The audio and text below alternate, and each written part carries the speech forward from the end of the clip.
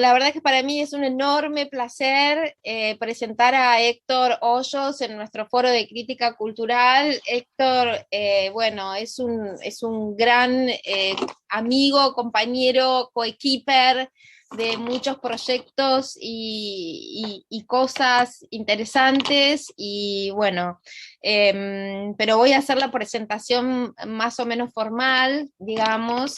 Eh, pero realmente quiero, lo que más me entusiasma de esta presentación de Héctor, de que Héctor esté aquí precisamente en el foro, ya vino otras veces a San Andrés, estuvo en el Departamento de Humanidades junto con Jimena Briceño, y fue hermoso, pero me interesa mucho el trabajo de Héctor, presentárselo a los estudiantes de nuestro doctorado, ¿no? Por eso estoy muy emocionada de que esté con nosotros Héctor hoy.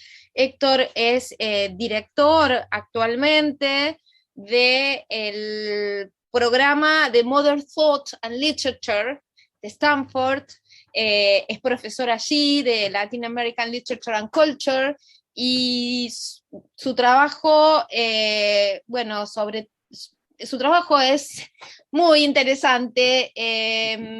Tiene un libro que ha sido fundamental para muchos de nosotros y muchos trabajos, que se llama The Global Latin American Novel, Billón Bolaño, The Global Latin American Novel, que fue publicado en el 2015.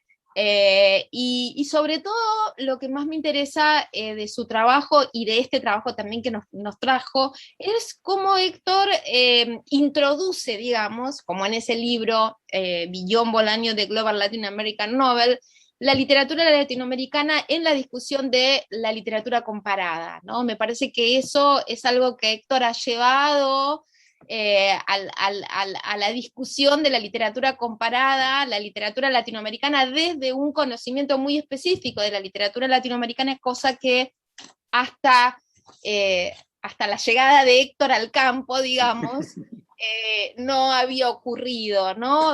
Se hablaba de la literatura latinoamericana desde los comparatistas que poco conocían de la literatura latinoamericana y a la que se le acercaban un poco para trabajar esta discusión, pero acá en el caso de Héctor me parece que el camino es al revés, ¿no? Él desde la literatura latinoamericana llega al campo de la literatura comparada, y creo que ahí es donde realmente se producen muchos movimientos tectónicos que me interesan. Y su último libro, que fue el que presentó en el seminario del Departamento de Humanidades, Things with a History, Transcultural Materialism and the Literatures of Extraction in Contemporary Latin America, también tiene esta discusión sobre los nuevos materialismos, que además él lleva adelante también en un grupo que se llama Materia, que lleva adelante junto con un grupo de discusión, un seminario diría, no sé muy bien cuál es el nombre de ese seminario, ¿no? En Stanford junto con Jimena Briceño, y que, bueno, discute todas estas cuestiones que tanto nos están interesando ahora, en relación con los nuevos materialismos y el antropoceno y el cambio climático, cosas que nuestros estudiantes han trabajado mucho, sobre todo de la mano de Gabriel Giorgi en sus seminarios. Así que, bueno, no voy a hablar mucho más porque, bueno, ustedes tienen el larguísimo currículum de Héctor, que circulamos. Así que le doy la bienvenida y el agradecimiento por aceptar estar aquí entre nosotros de este modo virtual, pero bueno, como podemos en estas circunstancias. Gracias, Héctor. Gracias a vos, Flor, colegas, un gusto estar con ustedes. Y me han pedido que hable unos 20 minutos, 25 minutos. Me parece que hemos circulado un ensayo corto sobre Ariel Magnus y Heinrich von Kleist. Creo que también han tenido acceso a Michael Kohlhaas, esa novelita maravillosa, como escrita por César Aira en el romanticismo alemán. Y también Muñecas de Ariel Magnus. y voy a asumir que tienen como buena familiaridad con esos tres materiales, porque realmente lo que más me gustaría hacer es conversar, eh, hablar sobre preguntas, cualquier precisión que pueda dar sobre el texto. Les voy a contar, claro, en dónde cae ese proyecto, ¿no? En qué está enmarcado, pero como me han pedido, no voy a repetir los argumentos, ¿no? Eh, Bien, como contaba Flor, este es un proyecto un poco distinto de los dos libros que ustedes conocen. Entonces quiero hacer un poquito como de contarles la trayectoria que me llevó hasta este proyecto para saber un poco en qué enmarca y para hacerles algunas preguntas. Entonces, el primer libro, Billón Bolaño, efectivamente busca teorizar desde la literatura latinoamericana contemporánea. Y contemporánea entendida en un sentido amplio, entendido como una época que empieza en 1989, y eso, pues por supuesto, se puede discutir, porque el 2001 es muy importante, porque realmente lo que nos está pasando 2020, 2021, también puede ser una cesura, un cambio de época, pero yo creo que hay algo que reconocemos como literatura contemporánea del 89 para acá, y lo que me interesa es pensar esa literatura como una fuente que genera teoría, más que como algo sobre lo que uno trata de imponer unos conceptos, ¿no? Entonces, si autores como Aira habla de una fuga hacia adelante, Luz Horne también ha escrito brillantemente sobre ese concepto y sobre el realismo de Aira. eh, Podríamos pensar bueno, ¿y esto qué nos dice sobre el estatuto de la literatura hoy, la práctica artística hoy, ¿no? Y tratar de pensar desde estos conceptos o prácticas, ¿no? O si Roberto Bolaño hace este trabajo de imbricación de autores reales con autores ficticios, y genera, digamos, tanto interés, como podemos pensar desde Bolaño, ¿no? Pensando con Bolaño, con Aira, con Diamela El Tit, con Fernando Vallejo, y también con autores un poco más jóvenes, como es el caso de Ariel Magnus. Eh, Flor muy generosamente hablaba de mi relación con la literatura comparada, que es una, digamos, una afiliación que he tenido informalmente a lo largo de muchos años, y hace poco como que se formalizó y el departamento de comparada me recibió, en fin, y estaba haciendo algunas cosas con la disciplina de literatura comparada, y creo que parte de lo que nos impide aportar como campo a esos debates son las deudas que hemos adquirido con algunos autores más que otros, ¿sí? Y la imposibilidad de desprendernos, ¿sí? ¿A qué me refiero? A veces tengo menos deudas con autores argentinos o chilenos o mexicanos que con autores colombianos, de donde soy, que conozco y cuyo trabajo valoro, eh, pero que me pone, digamos, en la encrucijada de decir, sobre este trabajo se puede hacer más discurso, puede haber más relecturas. Entonces, por dar un ejemplo, y no sé si esta grabación va a estar en el ciberespacio muchos años, de alguna manera espero que no, eh, pero el trabajo de Juan Gabriel Vázquez, un autor a quien conozco y a quien estimo, me parece que algunos de sus libros se prestan a muchas relecturas, ¿sí? Pero otros no, ¿sí? O Héctor Abad Faciolince, El olvido que seremos, se presta a muchas relecturas y otros de sus libros no. Basura, por favor, estudiantes del doctorado, a pesar de su título tan atractivo, no sé a cuántas relecturas se preste y me encantaría estar equivocado, ¿sí? Pero el punto que quiero hacer es, no conozco a Ariel Magnus, estimo su trabajo, a lo mejor lo estimaría como persona si lo conociera, pero no lo conozco, ¿sí?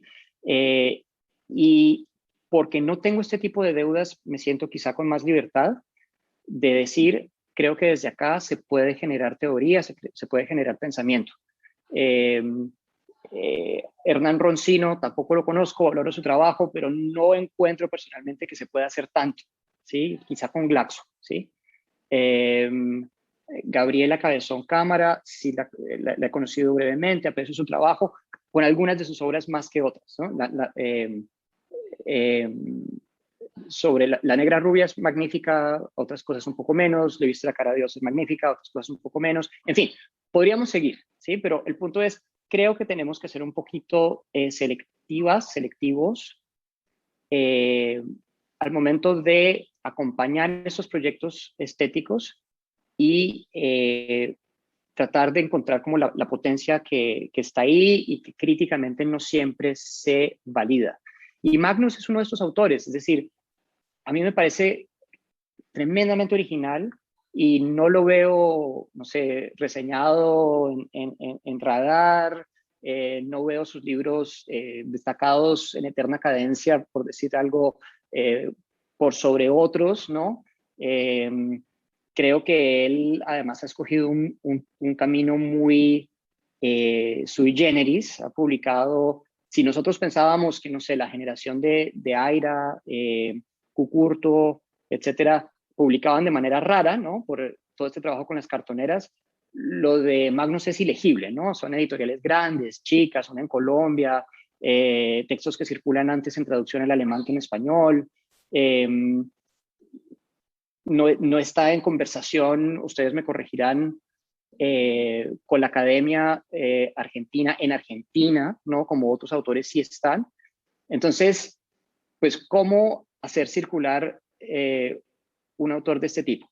Ahora, les contaba un poco la relación con Villon Bolaño. La relación con Villon Bolaño es autores, obras contemporáneas que generan pensamiento y tratar de encontrar eh, preguntas, inquietudes abiertas, ¿sí?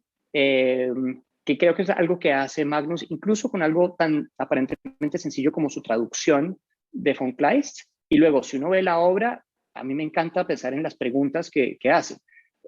También se podría leer en clave identitaria en torno a su relación con su familia judía alemana, y lo podríamos aplanar de un momento para otro y decir, aquí tenemos una ilustración de una nueva minoría, una argentinidad hyphenated, por usar el término anglosajón o híbrida, eh, y es como que ya de antemano sabemos cuál es la respuesta, ¿no? Que está contestando la obra de Ariel Magnus con su alemano-argentinidad. Me interesa más las preguntas que deja planteadas y abiertas. Luego está Things with a History, que no se ha traducido al español todavía, pero es un proyecto que viene pronto. Perdón, voy a parar un segundo mi micrófono para arreglar una cuestión doméstica. Ya regreso. La realidad de Zoom. Un Ya. entertainment, ¿no? Una... Claro, claro. El ponente ya regresa, sí, como en letra cursiva. Sí, sí, sí. Bueno, en cuanto a Things with a History y el tema del nuevo materialismo, no se conecta directamente con este proyecto, ¿no? Este proyecto es una respuesta a una invitación a pensar la relación entre el romanticismo alemán y la literatura latinoamericana. Y les compartí, me parece también el índice, ¿no? La tabla de contenidos del libro en el que va a aparecer una versión de este artículo, y lo más evidente era pensar en términos de, no sé, von Humboldt, ¿no? Y la paisajística, también ahí está ese libro magnífico de César Aira, pero me interesaba pensar lo contemporáneo con relación al romanticismo alemán, y como ya había trabajado a Magnus, dije, ok, quiero revisar y ahondar en esta cuestión. ¿Con qué sí se enmarca este libro? Con lo que estoy escribiendo ahora, que es sobre derecho y literatura. Estoy escribiendo un proyecto a cuatro manos con un teórico del derecho, Jorge González Jácome, sobre García Márquez y el derecho en el sur global. No sobre Ariel Magnus, no sobre von Kleist, pero la problemática del derecho y literatura es algo que sí me estaba interesando, y espero, digamos, que este sea la próxima monografía, que, como les digo, la escribo en colaboración. No abandono del todo un deseo bastante grande por triangular derecho, literatura y nuevos materialismos, pero es algo que recién estoy empezando a entender, ¿sí? Sobre esto he presentado en otros contextos para darles una idea de qué tipo de cosas harían parte de ello. Las cadenas, las cárceles, los cerramientos, las cosas de la ley que aparecen muchas veces en la literatura como símbolos o como aspectos literales de la relación entre el sujeto y el Estado. Entonces, esto es algo que no he desarrollado, ¿sí? Tengo algunas ideas, he trabajado con la frase del Che Guevara de hacer de los Andes la Sierra Maestra de Sudamérica, con los comunicados de varios grupos insurgentes desde las montañas ¿no? Desde las montañas de Colombia, por ejemplo, como un lugar de enunciación como paralegal o parajurídico. Y hay un aspecto que vislumbro de triangular nuevos materialismos, derecho y literatura, pero todavía no termino de llegar ahí. Otro ejemplo de eso es el anillo, que aparece en Noticia de un secuestro de García Márquez como una metáfora que da cerramiento a la trama del secuestro que trata Noticia de un secuestro, ¿sí? Entonces, cualquier observación, sugerencia, idea sobre cómo relacionar el mundo de los objetos con las narrativas que construimos a veces para hablar de legalidad o a veces con relación a un fenómeno como el Estado, me encantaría conversar al respecto. En lo que leyeron está, por ejemplo, en los peajes, en el Schlagbaum, en el detener, pero creo que habría pues, que ahondar un poco más en esto. Hablando sobre derecho y literatura, ¿cuál es el estado de la cuestión en la discusión de derecho y literatura? Hubo un movimiento muy fuerte en los años 70 en los Estados Unidos que se llamaba Critical Legal Studies, estudios críticos del derecho. Y estudios críticos del derecho era un momento político, más político, mucho más político de las escuelas de derecho, en particular de las facultades de derecho, en donde los juristas se confrontaron con el giro teórico, con el giro lingüístico, con la idea de que la ley podía ser un texto como todo otro texto, con la idea de que escribir jurisprudencia también podía ser una tarea creativa y echaron mano de la literatura.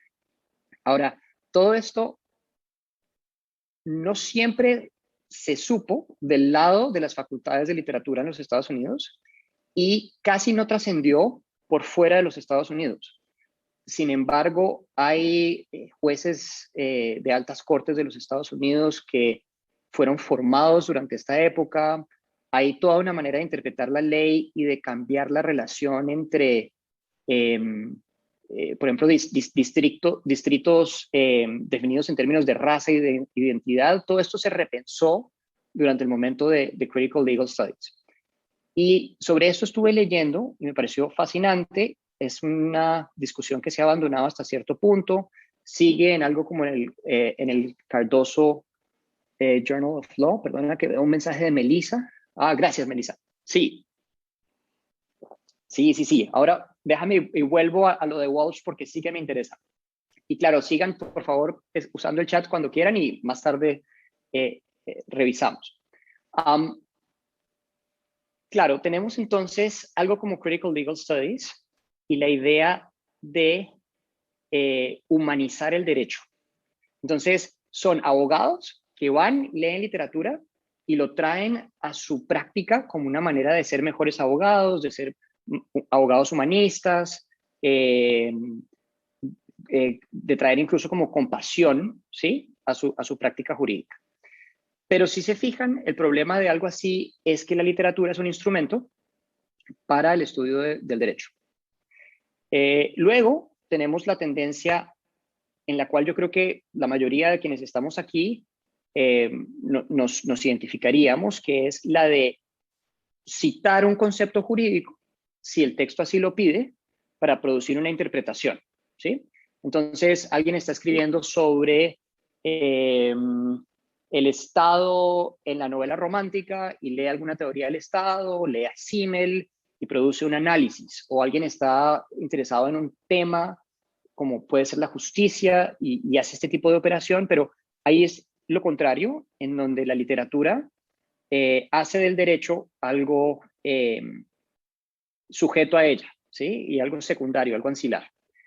Lo que hemos estado haciendo con Jorge González es un trabajo heurístico, contrapuntual, en donde la literatura y el derecho se sorprenden la una a la otra y tratan de producir un tercer objeto, una cosa a otra, ¿sí? Y lo que leyeron, aunque no lo escribí con Jorge, es parte como de ese intento, ¿sí? De hacer que del encuentro entre el derecho y la literatura aparezca otro tipo de comprensión. Entrando ahora sí en el tema de lo que han leído hasta ahora, me topé con un problema, con un concepto durante una estadía extensa en Alemania a lo largo de varios años, que no traducía al español, ¿no? Que es esto del civil courage, ¿sí? De la valentía cívica, el valor civil o la rabia, incluso podría uno decir, el civil courage, esto que en el ejemplo que usaba le da a alguien cuando impide que una persona atraviese, ¿no? Como peatón en medio de una avenida, cuando no se supone que lo haga, porque qué tal que le dé un mal ejemplo a los niños y los niños aprendan a cruzar mal las calles, ¿no? Y como latinoamericanos, cuando nos confrontamos con algo como este valor cívico, la reacción primero es como de descrédito, como esto no puede estar pasando, que alguien no te detenga o te grite en la calle porque estás atravesando mal una avenida, ¿sí? Y se sienta con la obligación, ¿sí? Moral, la obligación moral de detenerte. Y luego ahí casi que, y eso en un registro muy coloquial, ahí es donde empieza como un fabular sobre, no sé, qué ordenados que son los alemanes, qué desordenados, qué desprolijos que somos los argentinos, los colombianos, los peruanos, los mexicanos, en fin. Y por suerte, una novela como Muñecas, en el episodio del encuentro con la policía, o los textos, los parlamentos, digamos, transliterados, traducidos, adaptados de von Kleist, piensan ese lugar coloquial y tratan de encontrar ahí algo un poco más profundo, ¿no? Una verdad sobre cómo nos relacionamos con el Estado, ¿sí? Entonces, es otra manera quizá de pensar la interpelación. Recordemos que el ejemplo de Althusser de interpelación es el policía que nos apunta, ¿no? Que nos apunta con un dedo. Y la reacción que sentimos, eso es la interpelación. Pero esa tradición estructuralista francesa, pues también está afiliada con pues, la tradición revolucionaria, no es esta historia como de establecimiento de una legalidad y de internalización que hay en la tradición alemana. Y me parecía interesante pensar, bueno, ¿por qué no se es tan ajeno? ¿Sí? ¿Y qué pasa tratando de entender algo así en una novela en donde es indispensable trabajar en términos de civil courage para entender Michael Kohlhaas como lo leería un alemán o una persona formada en esa relación con el Estado, ¿sí? En donde la agonía que experimentan los lectores está entre la búsqueda del orden y la necesidad del exceso para defender el orden, ¿sí? Y como que de alguna manera eso en América Latina no es un problema, ¿sí? En Brasil, por ejemplo, uno podría decir, hace falta como un jeito, un jeitinho para resolver ese problema. Tienes un problema con la ley, búscale una salida, búscale una arista, pero no te lo tomes tan a pecho, no te lo tomes tan en serio, porque finalmente el Estado y los ciudadanos no tienen una identificación. Hay un hueco entre el ciudadano y el Estado, ¿sí? En Alemania no. Y tan en Alemania no que, digamos, la identificación con el Estado bajo el nacionalsocialismo pues tuvo las consecuencias terribles que tuvo, y la discusión de Zivilcourage se pone bien interesante cuando uno piensa en eso, ¿sí? En la rebeldía canalizada pues por las fuerzas más reaccionarias, ¿no? Entonces, con esta problemática en la cabeza, con una relación entre literatura y derecho que busca ser heurística, que busca abrir una problemática, tratar de entender desde la pregunta, me enfrenté a ese texto poco conocido, que es la traducción de Ariel Magnus. Hice un trabajo filológico con ayuda de gente que maneja el alemán mejor que yo, y empecé como a tratar de generar un poco de teoría sobre lo que nos revela la mala traducción de Magnus, ¿no? Los vacíos en la traducción de Magnus, aunque es una excelente traducción, pero tiene que adaptarla a, sobre nuestra relación con el Estado, ¿no? La relación con el Estado que sobrevive en esa traducción o no. Quiero compartir mi pantalla un minutico y voy a dejar de hablar pronto, que ya sé que estamos acercándonos a los 25 minutos, y como les decía, lo que más quiero es conversar para mostrarles algunos de los textos que usé para llegar a esto que ustedes leyeron. Lo que están viendo acá es una lista de revisiones de la traducción. Esto todo se convirtió en un párrafo de lo que leyeron y tomó varias semanas, de términos en alemán que tuvieran que ver con derecho, Estado o directamente con el coraje civil, con el coraje cívico, ¿no? Y ahí ven, bueno, en inglés, algunas de las reflexiones sobre qué es lo que está pasando, qué es lo que se traduce. A propósito, y con Gabriel sería genial pensar en esto, está la cuestión del caballo, que no es un símbolo, como que sería muy fácil pensar, claro, es que el abuso del caballo es como una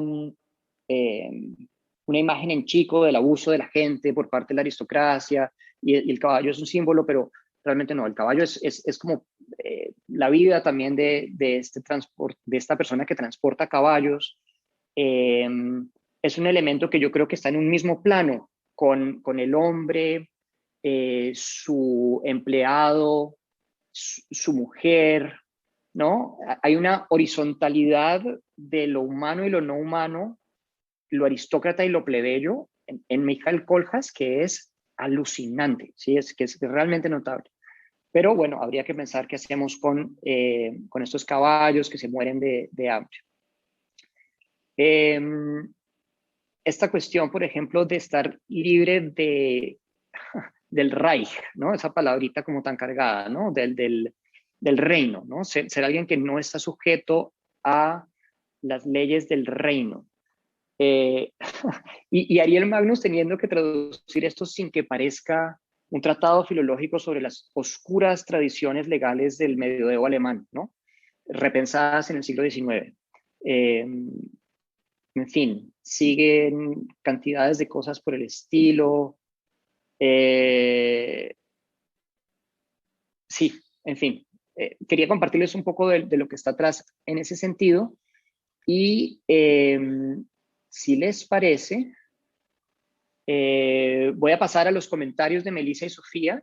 Dejo de hablar por ahora y bienvenidas preguntas, dudas. Esto está así en moral al coloquio, muy sin cocinar, pero con muchas ganas de conversar.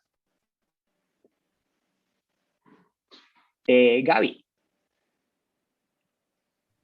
Sí, perdón, pensé que ibas a ir con lo de Melissa y Sofía primero, pero nada, en realidad, bueno, buenísimo, fascinante esa lista que nos acabas de mostrar, realmente, nada, para muchísimo trabajo y para muchísimos comentarios.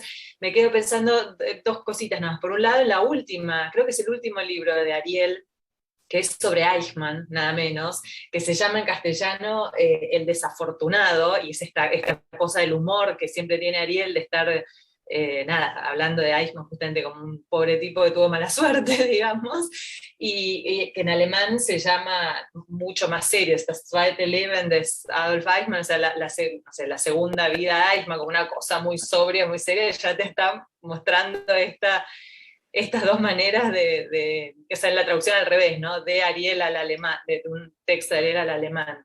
Pero en realidad, más que nada, yo me quedaba pensando en estas cosas, hablas de los intraducibles, ¿no? De la civil, courage y muchos de estos términos como los intraducibles, pero no sé si vos trabajaste con la noción de Bárbara Kazan de los intraducibles, que no es tanto el término que no se puede traducir, sino el término que hay que volver a traducir todo el tiempo para poder entendernos, para poder acercar culturas o maneras distintas de concebir algo tan fundante para la manera de cohabitar como la ley, ¿no? Sí, total. Gracias, Gaby, por la observación, por la pregunta. Lo de Bárbara Kazan y Jacques Lesra, ¿no? Que colaboraron también en ese lindo libro, es muy relevante. Y creo que donde me parece más fructífero pensar en el intraducible es en su relación con la literalidad, ¿sí? Con lo literario. Porque siempre está disponible la paráfrasis, siempre está disponible la nota a pie de página, pero llega un momento en donde el evento literario pues muere, ¿no? Es como cuando asignamos las lindas ediciones de cátedra en nuestras clases y los estudiantes se pasan muchas horas leyendo esas notas a pie de página y perdiéndose del evento literario porque el evento se va. O sea, es genial para una segunda lectura, para una tercera lectura. Las ediciones de Michael Kohlhaas anotadas me han sido, lógicamente, muy útiles para pensar el libro, pero yo quería ver cómo Magnus estaba traduciendo una experiencia, ¿no? Y encontrarse con la intraducibilidad del civil curable y decir, así no va a ser. Este encuentro con el Estado y con la ley tiene que ser nietzscheano, radical. En la Argentina, por ejemplo, que es donde aparece esta traducción, si pensamos en fábulas del Estado contemporáneas, habría que pensar en El año del desierto de Mayral, ¿sí? Entonces, fíjense que El año del desierto cuenta una fundación del Estado que es hobbesiana, ¿no? El hombre es lobo para el hombre, todos se están matando, es un apocalipsis así estilo Mel Gibson, aunque contado en retroceso, ¿no?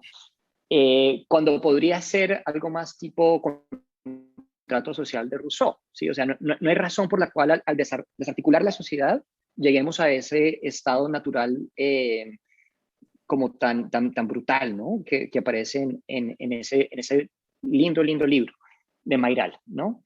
Entonces, si esa es la fábula del Estado o, ¿no? El matadero, si queremos ir un poquito más atrás, pues mal haría Magnus en tratar de traducir lo emocionante que es la burocracia, ¿sí? Lo emocionante que es la mesura en la relación del hombre con el Estado, o lo emocionante que es que los burócratas siempre obren de conformidad con la ley, ¿sí? Que es como la pulsión de Kohlhaas, ¿sí? Lo que mueve a los lectores es también venir de un contexto en donde los sellos caen a tiempo sobre los papeles y donde el papel y la realidad como que van juntas, ¿no? Entonces sí, como que esa introducción y el quiebre del carácter literario del texto por la distinta relación con el Estado es lo que me interesaba en este texto, que además pues es, yo creo, un poco experimental, ¿no? Estoy experimentando, jugando con cosas.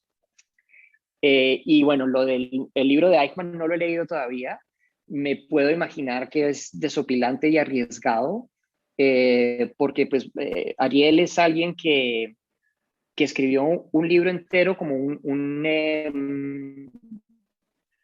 chiste de chinos, no un chiste racista, que es ese libro de un chino en bicicleta, de los pirómanos. Eso está también en Aira, por ejemplo, en el Mármol, que tiene lugar en un supermercado, ¿no? Chino y coreano, en Buenos Aires, pero el riesgo creo que en Magnus es mayor, ¿no? Porque él está poniéndose a sí mismo en la línea, tiene un lugar de enunciación muy incómodo. Creo que es una literatura que se lee muy bien con Eduardo Halfon también, el guatemalteco, que si no lo han leído lo recomiendo muchísimo. Es un escritor que no tiene el apoyo de las grandes casas editoriales, pero que invita a mucha relectura. Paso ahora sí a lo que nos comentaba Melissa y Sofía. Sofía, siento que hayas tenido esa experiencia y que haya sido un niño quien, quien te haya reclamado que no dieras mal ejemplo. Me haces pensar, Sofía, en una amiga hace años, no sé, a los 20 años, que es hace bastante, que fue a Alemania y me decía, Héctor, es que los chocolates están afuera de la tienda. Y yo, ¿cómo así? Sí, para que uno los tome, entre hasta la caja registradora, pague y salga con los chocolates. ¿Puede creer? Y yo decía, no lo puedo creer, ¿no? O sea, eso es inaudito. Y estoy viendo la risa, ¿no? Que nos causa un poco esa anécdota, porque es chistosa, pero ¿qué hay ahí, ¿no? En esa risa. Eso es una reacción del cuerpo, ¿sí? Eh, Eso es lo que nos hace sujetos, ¿no? Ser sujetos a la ley. La reacción de pronto de, no sé si decir un alemán o de alguien formado en otra relación con la ley, es un poco de furia, ¿sí? Pero ¿cómo podría alguien, ¿no? Robarse un chocolate que está afuera, ¿no? Eh, y ahí vale la pena, pues, como, no sé, ahondar, ¿no? En esa diferencia cultural como tan banal y a la vez, como decía Gaby, ¿no? Tan estructural, tan profunda. Melissa hablaba de los textos de Rodolfo Walsh. Sí, muy importante. Y creo que esto vale la pena hacer una pequeña tangente. La relación derecho-literatura en lo que, digamos, en lo que a América Latina respecta, se ha pensado mucho en términos de derechos humanos, ¿sí? Y sobre eso sí hay una tradición. Está el libro magnífico de Fernando Rosenberg, está el libro muy bueno también de Michael Rajka. Hay una discusión sobre los derechos humanos en la literatura y ahí esa corriente humanista que les refería anteriormente casi que se reifica, ¿sí? Entonces es la literatura haciendo la justicia que la justicia no puede hacer. Literatura es el suplemento de la ley porque la ley no puede, está el contexto de la dictadura, está en el caso de la desaparición, las artes, ¿no? En varios países del Cono Sur, supliendo un vacío que la ley no está haciendo o acompañándola a través de cosas como el habeas corpus, el rol de los jesuitas en Chile, en fin, ¿sí? Muy distinto que el de Argentina, por cierto. Y eso yo creo que es, lógicamente, muy valioso, muy importante, pero corre un par de riesgos. Uno es instrumentalizar la literatura, ¿sí? A pesar de que uno comparta la causa política, a pesar de que uno diga es importante la denuncia, si la literatura se agota en denuncia, va a haber menos relecturas, va a generar menos, ¿sí? Porque es un texto que agota su posibilidad de significar en la causa, ¿sí? Y se vuelve historia, se vuelve documento muy rápidamente. Entonces, ese es uno de los problemas de leerlo así. Y lo otro, por el lado del derecho, es que los derechos humanos, eh, como vemos, por ejemplo, en el libro de Joey Slaughter, Human Rights, Inc., que es un libro que realmente vale la pena leérselo mucho, los derechos humanos también son cuestionables. Y no solo cuestionables desde la derecha, como, no sé, hacía el expresidente de los Estados Unidos,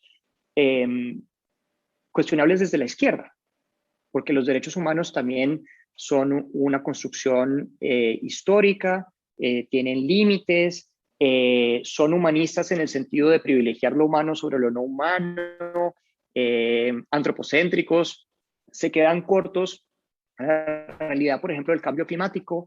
En fin, los derechos humanos son criticables, a pesar de que al mismo tiempo sean importantes, indispensables, que sin ellos pues no tendríamos mucho de qué hablar, ¿no? Y son, digamos, de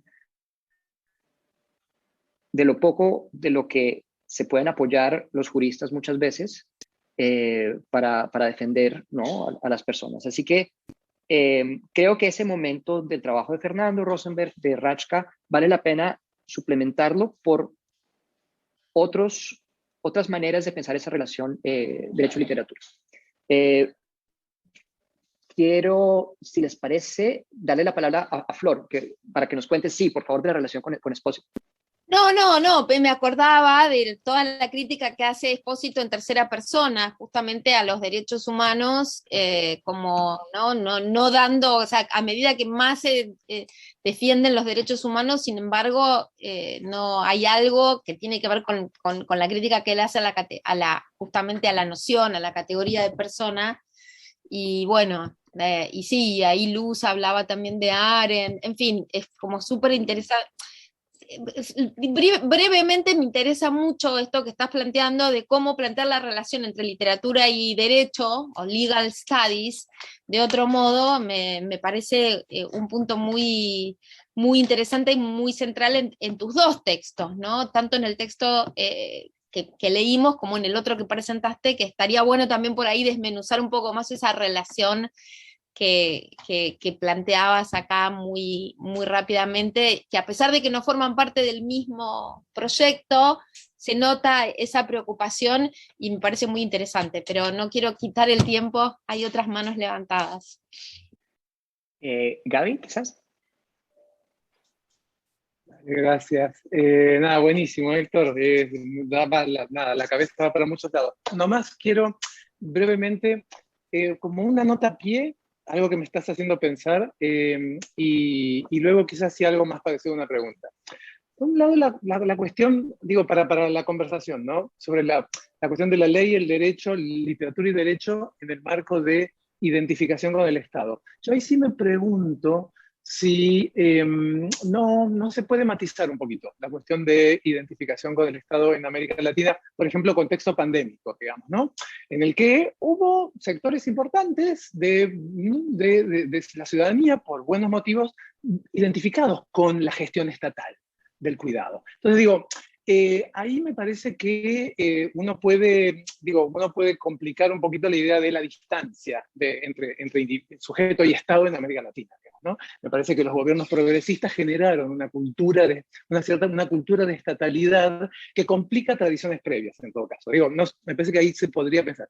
Quizás la cuestión pase en una cosa es el Estado asociado con la ley, otra cosa es el Estado asociado con el cuidado, digamos, ¿no? Y con la práctica, no sé, pueden haber institucionalidades, el Estado es muchas cosas también. Entonces ahí me parece que puede ser interesante quizás complicar, ¿no? Como algunos presupuestos. Nada, eso para seguir charlando. Y lo que sí te quería preguntar, o bueno, invitarte a que comentaras un poquito más, porque me parece súper interesante. Hace poco estuvimos en este marco conversando con un compatriota tuyo, con Juan Cárdenas, sobre romanticismo, bueno, y justamente, y paisaje, digamos, ¿no? Y me parece realmente como muy estimulante volver a traer la conversación sobre romanticismo en el marco del derecho, sobre todo en el contexto de tu lectura, ¿no? del trabajo de Magnus, donde la cuestión de la pasión y la cuestión del afecto, ahí tiene, ¿no? Tiene un lugar, digamos, ¿no? En el marco de la discusión con la ley.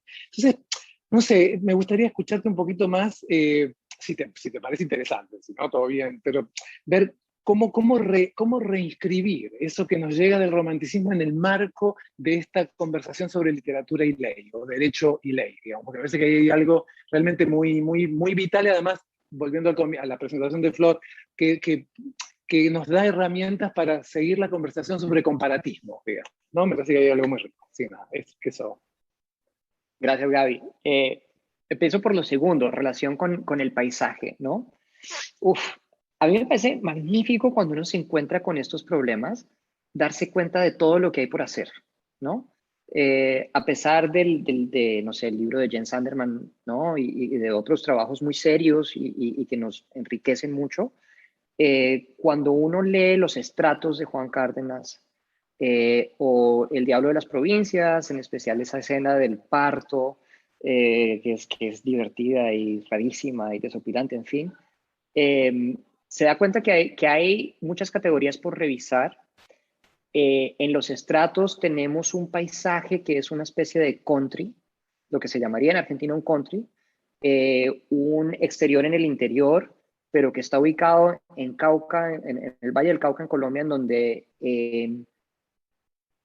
digamos que lo salvaje y lo no salvaje, ¿no? The wild, the wilderness, es algo que hay que pensar de maneras un poco distintas, porque, o sea, un jardín interior, un jardín de country en el Valle del Cauca puede albergar varias especies, puede ser muy verde, muy húmedo, muy caliente.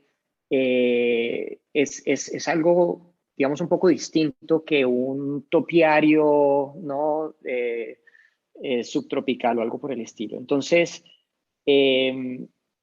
habría que pensar el paisaje con el paisaje y sin el paisaje. ¿A qué me refiero con esto? Esa imagen de Friedrich Caspar Hauser, de el hombre contemplando el paisaje, que nos da la noción de lo sublime, con una distancia clara entre sujeto y objeto, porque uno sabe, digamos, dónde acaba el hombre y dónde empieza el paisaje, ¿sí? Es algo que tiene una como operabilidad, voy a decir, como que esa manera de concebir el paisaje tiene efectos en el mundo. Entonces uno no puede dejar de pensar en esos términos del todo. Al mismo tiempo, sabemos que el hombre en esa misma imagen no se puede distinguir de la naturaleza, que el hombre es naturaleza, ¿sí? Que está hecho de material orgánico que se va a deshacer y que se va a incorporar con esa misma tierra, ¿sí? Es decir, estamos en un momento de otro paradigma en donde la relación sujeto-objeto no puede ser tan tajante y en donde el concepto de paisaje parecería ser irrelevante. No hay nada que sea paisaje. El country no es paisaje. Una pintura no nos muestra paisaje, nos muestra montaña. La montaña es una cosa viva que alberga especies, que tiene una dimensión geológica, en fin, ¿sí? Estoy pensando con Elizabeth Povinelli, con Tim Morton, con Latour. Ahí el paisaje no tiene sentido. Entonces, nos enfrentamos a la dificultad de las dos cosas, de vivir con el paisaje y de querer remontar el paisaje.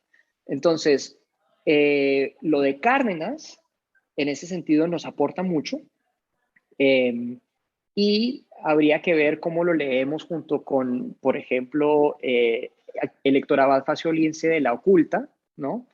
O el imaginario de la finca, porque la finca sí es paisaje, ¿no? La finca en Argentina es otra manera de pensar, ¿no? Finca no es lo mismo que chacra, no es lo mismo que estancia, finca es algo que está como a la mitad, y la ideología de la finca, sobre esto he publicado un poquito, impacta mucho la política en Colombia y la manera de pensar la tradición, ¿no? Entonces, vuelvo a lo que decía hace un momento, hay tanto por hacer, tanto por pensar. Cuando Carl Schmitt, ¿no? Esta otra figura que está rondándonos a partir de las lecturas de Magnus y de von Kleist, habla del nomos de la tierra y piensa la tierra, ahí hay cosas que hay que repensar casi que fundamentalmente en América Latina, en donde los cerramientos se han dado de manera distinta, en donde la presencia de la naturaleza hasta el día de hoy es muchísimo más rica que en la mayoría del continente europeo hasta llegar a Polonia, en donde está el único bosque primigenio de toda Europa, ¿sí? Hay que irse hasta Polonia porque todo lo demás fue talado desde el medioevo, ¿sí? Entonces, nada, Gaby, me emociona mucho y me parece que hay como el comienzo de muchas discusiones.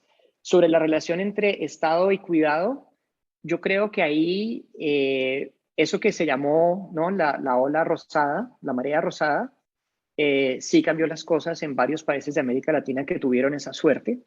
Igual hay otros en donde el Estado como garante de cuidado no registra. O sea, en el Perú, por decir algo, que es donde me encuentro en este momento, eso es impensable.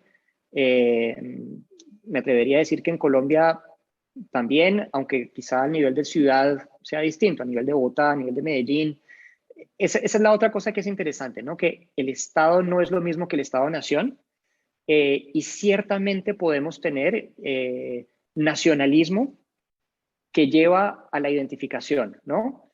Una identificación con la nación, pero no con las prácticas de gestión del Estado, ¿sí? O sea, yo creo que la identificación de Coljas que me interesa es una identificación con la burocracia, que uno se sienta un poco como, como identificado con un hacer, con un resolver. Así que bueno, por ahí empezaría a comentar, y si acaso, ¿por qué no escuchamos a Luz y Edgardo, por favor?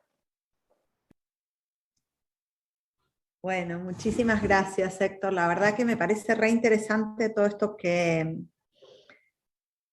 planteas de la relación entre derecho, literatura y nuevos materialismos, y este nuevo campito, ¿no? que querés como trabajar. Y en realidad es como un comentario así medio de pensar en voz alta contigo, porque no es que tengo ninguna pregunta en concreta, pero bueno.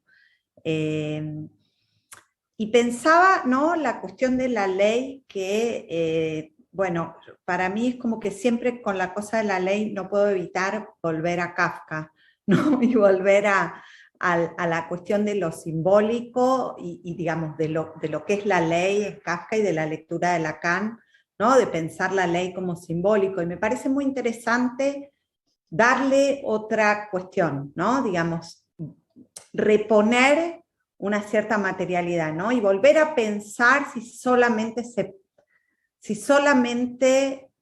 puede pensar como simbólica la ley, ¿no? Digamos, y que, porque es desde la cuestión de lo simbólico que hacemos la relación con la literatura, ¿no? Y tu texto sobre García Márquez me encantó, ¿no? Digamos, en esta cuestión doble de, bueno, cómo produce una práctica la literatura, ¿no? Produce un efecto político en el caso de García Márquez, ¿no? Y cómo, digamos, y está toda la cuestión de la ley, la literatura tan imbrincada que tiene que ver con las narrativas, ¿no? Con los cuentitos, digamos, con lo simbólico, ¿no? Por decirlo. Pero me parece que hay toda una dimensión que siento que es muy importante lo que decís, que está menos trabajada, ¿no? Y pensaba, mientras decías al principio, y esto nada, es un comentario por eso, pero pensaba, digo, si querés comentar algo bien, y si no, nada, queda, pero digo, esta cuestión de lo que decías no sé, mencionaste algo de las cárceles, digamos, de lo real, ¿no? De la materialidad de cierta práctica que tiene que ver inclusive con la corporalidad, ¿no? Con el cuerpo y ley, ¿no? Y me acordaba de un cuento que no sé si conocés, de Machado de Asís, que es Pai y Mãe, que comienza justamente con los elementos, ¿no? ¿Cómo se dice? Digamos, las cosas que utilizaban en la esclavitud, ¿no? Para sostener, digamos, ¿no? No me acuerdo cómo se llaman, ¿no? Estoy un poco lerda con la vacuna, me excuso en eso, pero bueno, tal vez es la naturaleza misma. Pero digo, todas las candados, los instrumentos, ¿no? Los instrumentos, gracias, Flor, ¿no? Que se utilizaban para los grilletes, me dice Edgardo, perfecto. Esa era la palabra que buscaba, ¿no? Y que me parece como súper interesante volver a pensar algo de esta relación de derecho y literatura a partir de lo material, ¿no? Así como los nuevos materialismos nos hacen repensar algo de toda esta nueva relación, ¿no? Y de volver a pensar y decir, todo esto que habíamos pensado de una manera que era cultural, ¿no? Toda la formación de la que nosotros venimos, ¿no? Que es desde el estructuralismo y el postestructuralismo, y que de repente los nuevos materialismos nos dicen, ah, bueno, no, pero se puede pensar de otra manera, ¿no? Y tenés como que volver a pensarlo, ¿no? Me parece sumamente interesante meter esto dentro de la relación derecho-literatura para volver a leer, ¿no? Que es algo que nos permiten, ¿no? Y bueno, nada, eso un poco como volver a leer Gracias, Luz. la tradición, ¿no? Volver a leer para atrás también. Totalmente, totalmente. Quiero reaccionar, porque Bien. está genial lo que estás planteando. Primero sobre Kafka. Sí. Hay un dicho que circula en distintos países latinoamericanos, ¿no? Que es, si Kafka hubiera nacido mexicano, sería un escritor realista, ¿no? Los mexicanos usan eso, aparecen titulares del Universal, estoy seguro que hay alguna modulación de esto en Argentina, y por ahí que es algo para tomarse en serio, ¿no? No para verlo solo como anecdótico, sino para tomarse en serio. El texto de Kafka que a mí me parece fundamental y lindo de leer y releer es Ante la Ley, ¿sí? Uh-huh. En Ante la Ley hay cosas que a uno se le escapan si tiene las gafas de lo simbólico, ¿sí? Claro. Porque con las gafas de lo simbólico, por ejemplo, la piel, el abrigo de piel que se describe así como terso, ¿no? De el cosaco, que es el guardián que está frente a la ley, se va. Entonces, hay unos aspectos que son táctiles, otros que tienen que ver con escribir desde Praga y pensar la relación que tenía Bohemia con el mundo eslavo, con el mundo ruso, y con esa identificación del guardián de la ley con un eslavo, que se van, ¿no? Si aplanamos esto con la máquina simbólica. Y figúrate, Luz, que esto me enteré hace poco, que ante la ley se le asigna mucho a los abogados primerizos. Es como un texto de introducción al derecho, como que leen ante la ley y reflexionen así como que se conduelen de, ay, pobrecitos ustedes que están al otro lado de la ley y que pueden sufrir lo que sufre este personaje, y como que se humanizan. Estoy siendo un poquito caricaturesco, pero así me lo han contado, ¿no? Al tener esa experiencia de lo kafkiano, ¿no? Entonces, completamente de acuerdo, hemos abusado, o ni siquiera abusado de lo simbólico, sino que nos olvidamos que el símbolo son las dos cosas, que son las caras, que es la mediación, y en cambio, quizá llevados por la industria cultural de la que hacemos parte, nos quedamos con la producción simbólica como una equiparación, como una máquina de identificación, de decir, siempre que hay un águila significa los Estados Unidos, significa el imperialismo, pero no importa si el águila tiene plumas, si el águila es un animal, si el águila significó algo para los pobladores originarios, en fin, ¿no? La máquina de aplanación alegórico-simbólica. Y quería mencionar, gracias por lo de Machado de Asís, no lo tengo presente, lo leí algún momento, pero lo tengo que releer. Quería mencionar una tesis de una estudiante que trabajó conmigo, Callie Ward, que escribió sobre Trabuco Serán, Julián Fuchs y Selva Ahumada. Entonces, como esa literatura como de hijos y post-dictadura, desde el concepto de la confianza como categoría jurídica. Entonces, ¿qué es lo que nosotros pensamos sobre algo como lo de Fuchs?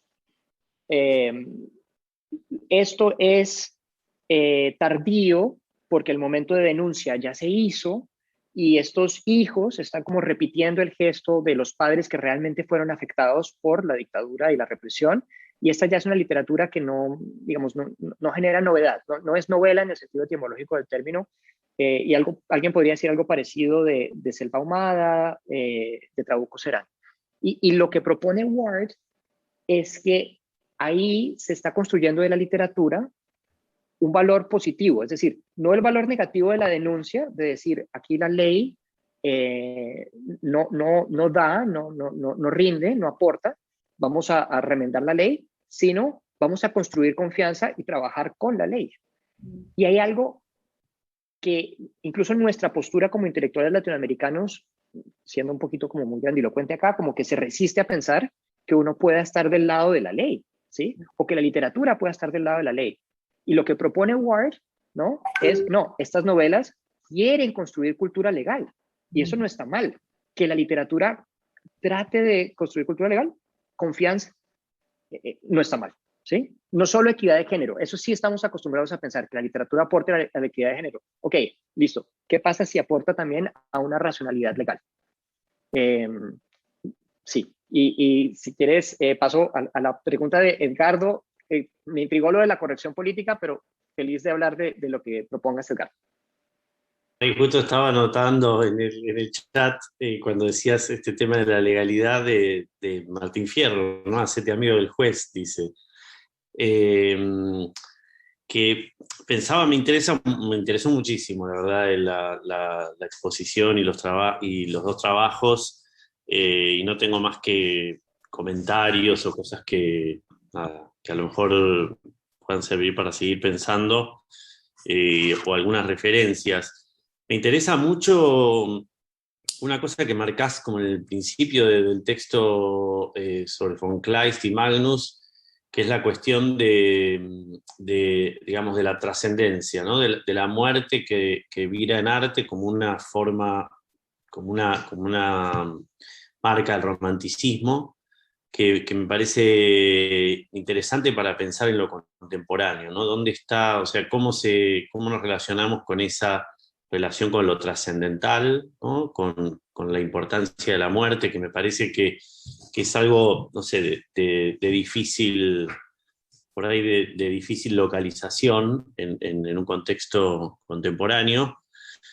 Y después el otro punto que me parece también muy interesante es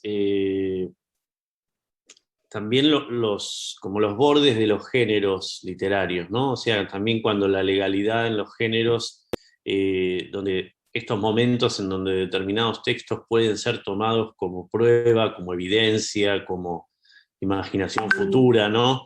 Esas cosas aparecen obviamente en el caso de algunas literaturas del Cono Sur relacionadas a la dictadura, ¿no? O sea, por ahí en un periodo anterior al que te interesa trabajar a vos, pero que me parece que en lo contemporáneo probablemente también se puedan encontrar, y me parece también interesante por ahí indagar en el aspecto en esa zona con el derecho, en aquellas zonas del derecho que tienen más que ver con el derecho propietario, ¿no? Con las fincas, por ejemplo, con qué tipo de figuras legales, ¿no? que son también ficciones, ¿no? Son arbitrarias. En un momento se decide que los campos van a ser de determinada manera y la gauchesca termina como género, por ejemplo, ya no tiene sentido.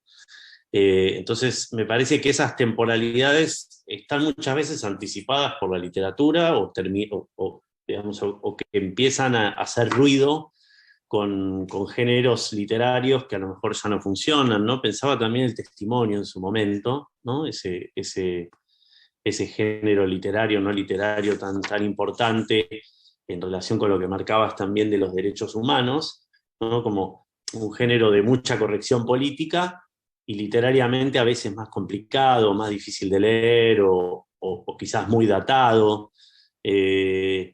Bueno, todas estas cosas son comentarios, observaciones que me disparó tu trabajo y que también pensaba una cosa más y dejo ya más espacio, es también la cuestión que yo la verdad que digamos,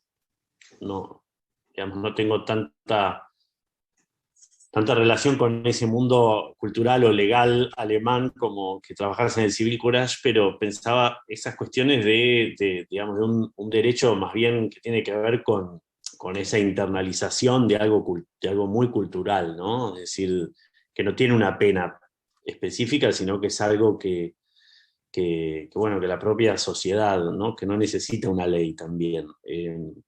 Pero bueno, nada, por ahí algunos comentarios. Gracias, Edgardo. Reacciono también. Empiezo con una anécdota. Estuve hace poco en Cartagena.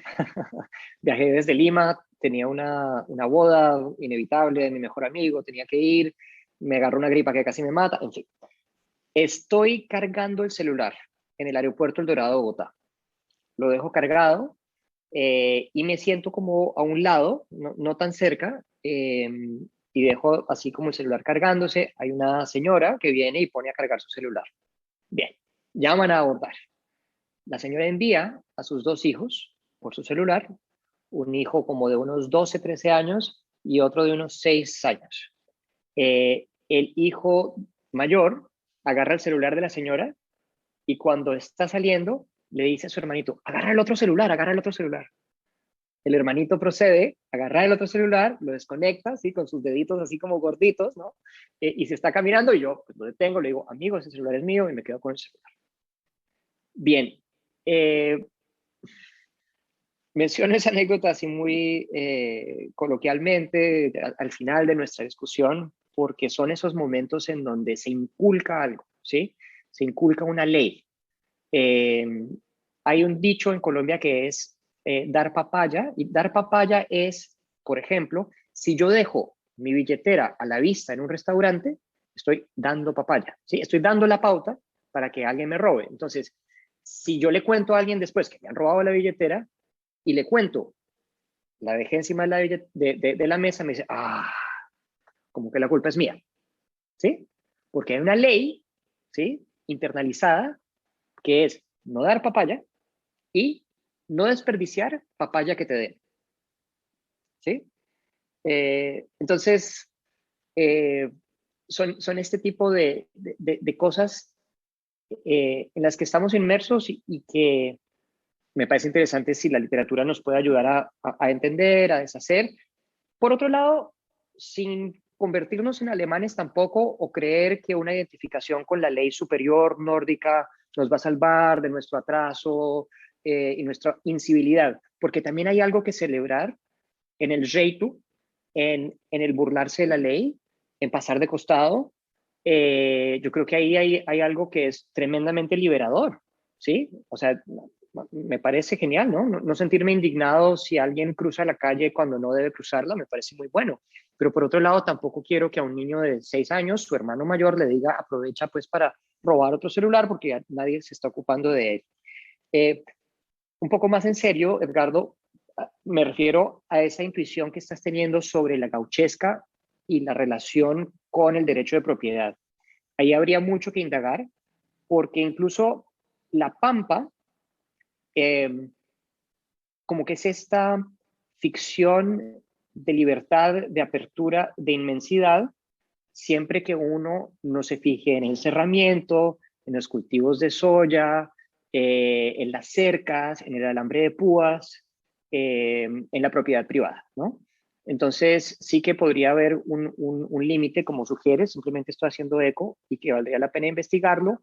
Cuando Marx habla de acumulación primitiva y habla de los cerramientos, habla propiamente de un momento en donde la nobleza pone cercados donde antes no había y los siervos de la gleba, los campesinos, la gente en general, no puede ir a hacer actividades productivas menores, digamos, de poco impacto, porque este terreno está como afuera, ¿no?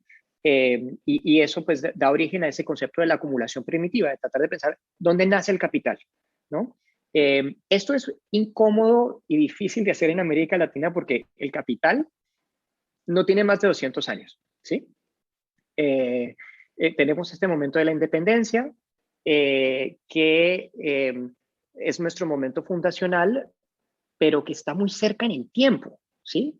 Entonces, uno podría perfectamente pensar de quién es la tierra en 1810, 1821, cuánto de esto es de los españoles, para luego darse cuenta, digamos, de cómo los criollos ocupan ese lugar.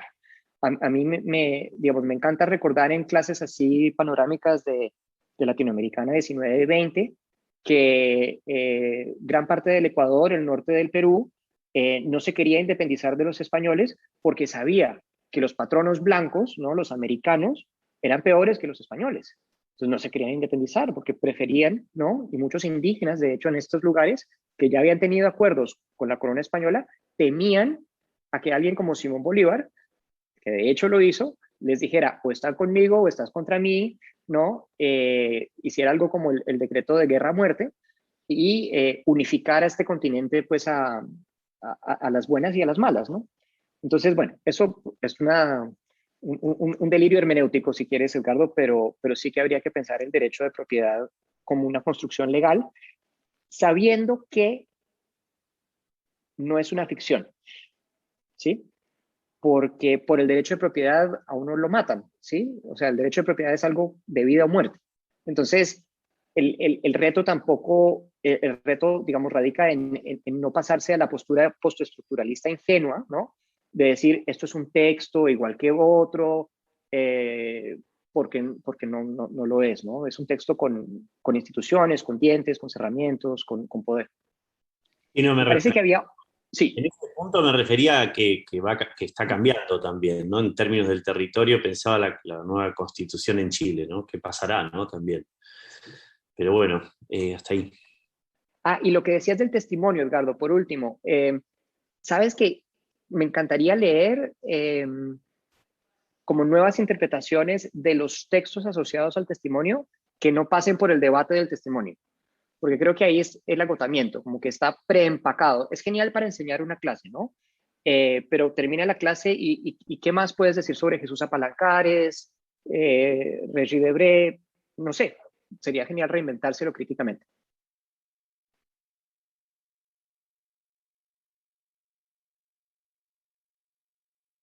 ¿Alguna otra pregunta? En algún momento me pareció que Gaby Adamo habías levantado la mano o no? Que ahora sí. Sí, sí, en realidad yo me quedé ahí tildada con lo de los intraducibles y esta propuesta de Bárbara, ¿no? De que es algo que no se puede traducir, sino que algo que hay que volver y volver y volver a traducir para ir generando este mundo en común, ¿no? Esta zona en la que nos vamos acercando. Y pensaba que la tesis esta de la que hablabas de tu alumna, creo, entendí que es alumna tuya, iría un poco para ese lado, ¿no? Cómo se va también, en cierto modo, ojalá en ciertos aspectos cambiando la forma de entender la ley también en América Latina o dándole nuevas oportunidades para entenderla de otra manera y para poder apoyarla, para no tener que estar siempre del otro lado de la ley. Y sería interesante también saber qué pasa al revés en Alemania, ¿no? En otros lugares, como si hay una manera de ir también generando estos comunes que tienden a ser no sé, más equilibrados, pero bueno, no sé, quizás también me estoy yendo como muy para cualquier lado. No, pero para eso justamente conversamos, para la lluvia de ideas, ¿no? Como se dice, ¿no? El brainstorming. Fíjate, Gaby, que en la tesis de Callie Ward, ella tenía el problema de qué término usar, porque confianza, como novelas que generan confianza, en español casi suena a ingenuidad, ¿no? Como una persona confiada es una persona ingenua, porque venimos de la tradición de la picaresca, ¿no? La tradición de la picaresca, ser confiado, pues ya es ser un poquito tonto. En inglés existe trust, que no tiene esa connotación, ¿sí? No la tiene. En alemán está Zuverlässigkeit, que es como que uno sepa que algo siempre va a pasar de una misma manera. Uno se puede confiar en que eso va a ser como siempre ha sido hasta ahora, mal explicado. Entonces, incluso desde ahí, el término operativo nos revela esas zonas de desconexión y la apuesta de ella por decir, bueno, ¿qué pasa si estas novelas están tratando de generar como trust, ¿no? O cambiar la manera de entender en la confianza hacia las instituciones, pues es interesante. Valdría la pena escuchar de, no sé, si en este grupo o en otro contexto de personas de 20 años que han crecido en un contexto de postdictadura, o que si uno piensa en el contexto colombiano, como que oyen hablar de la guerra contra las drogas como historia patria, como la batalla de Lepanto, de Pablo Escobar como un personaje de telenovela. Si las cosas han cambiado y hay como otra confianza o más confianza, no lo sé, es una pregunta abierta y no pasó en Argentina, creo, pero en Chile, en Colombia, con las protestas y la represión de las protestas, estamos en un momento en donde los valores están como en entredicho, ¿sí? Y yo estoy tratando como de hablar con gente joven y de escuchar y de aprender, porque el mito de país de alguien de 20 años que es reprimido por manifestarse en la calle es muy distinto del que podemos tener en esta generación.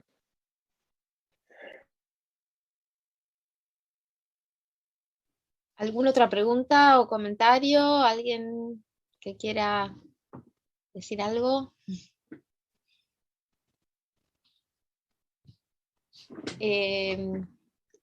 A mí me parece fascinante, Héctor, cómo en esta discusión, bueno, en los textos obviamente que nos trajiste, pero en la discusión sale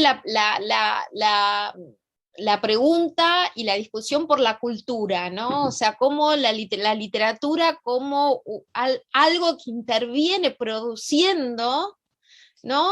Discusiones, debates, valores, transformaciones, que bueno, lo sabemos, qué sé yo, creo que los que estamos acá hacemos eso, pero está bueno verlo, ¿no? Volver a verlo y confirmarlo, porque bueno, en otros grupos a veces uno ve una visión de la literatura como muy en una esfera autónoma, ¿no? Eso, como autonomizada, formal, y bueno, no, es eso, ¿no? Es imaginario cultural y produce transformaciones, y no es que sea inmediato, pero creo que eso fue muy evidente en esta discusión y muy interesante.